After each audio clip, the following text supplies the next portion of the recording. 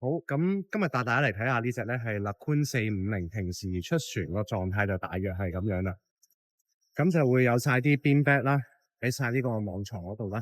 咁前面有呢、一個梳化區啦，可以坐到7至8個人啦。咁亦都有啲玩具啊、浮氈啊擺晒喺度嘅。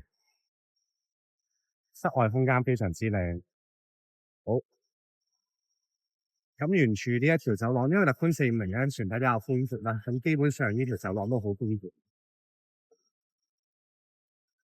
去到船尾，咁我哋客人 request 嘅話要有魚缸啦，我亦都有燒烤爐啦，咁橡皮艇都會有嘅。咁呢一個就係一般嘅裝嘢飲嘅箱啦，冰箱啦。咁個尾廳咧，亦都係非常之寬敞，你都見到係。咁個容納咧都10個人以上咧，都係唔太逼傑嘅呢一度。哦，咁我哋入嚟睇睇啦。咁入嚟嘅時候咧，咁有閂晒窗簾，就會比較好，就算咁涼嘅。咁入面咧有個木板嘅，同埋吹風機都有啦。度咧亦都有個廚房位，有爐頭啊、洗手啊。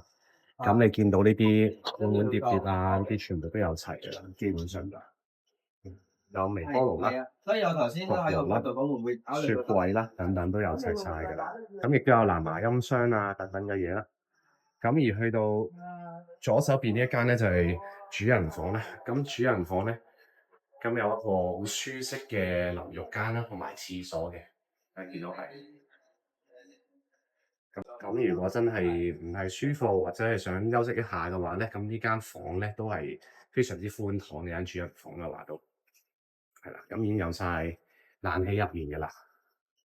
咁另外呢邊咧就會仲有2間咧係雙人床嘅房都仲有，係啦。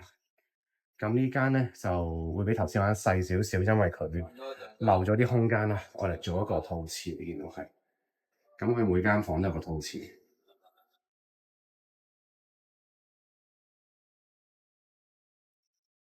嗱，另外一間房呢個就係，咁個格局都係差唔多，係啦。咁全部都係獨立套廁嚟嘅，有晒沖涼房，咁所以其實好啱咧，係一啲 overnight 嘅 charter，咁就可以俾3對嘅 couple 咧，去一齊咧享受嘅。佢話印唔到，黐出嚟個效果唔靚。咁去到駕駛台嘅位置，俾大家睇睇啦。咁除咗頭先嗰個啦，咁呢個係有太陽能發電啦，有一個好正嘅新花 deck 喺度啦。咁呢個駕駛台空間咧，都係非常之見使，可以咧就一班 friend 上到嚟呢一度咧，感受下海風同埋一個駕駛嘅體驗咁樣嘅。咁而呢隻船啦，咁我哋亦都係有塊喺隻雙體架上，咁有 Jeep 啦，同埋個 main sail。